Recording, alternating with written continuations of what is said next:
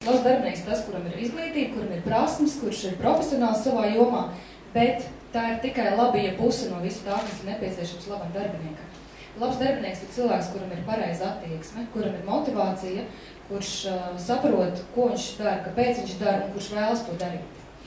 Lūk, un šī arī ir tā sfēra, ko mēs varam cilvēkiem piedāvāt attīstīt. Diemžēl mūsu izglītības sistēma nekad nav piedāvājusi cilvēkiem mācīties, kā strādāt ar sevi, kaut vai elementāri uzstādīt mērķus, kā iet šiem mērķiem pretī, kā šos mērķus sasniegt, kā strādāt ar savu motivāciju.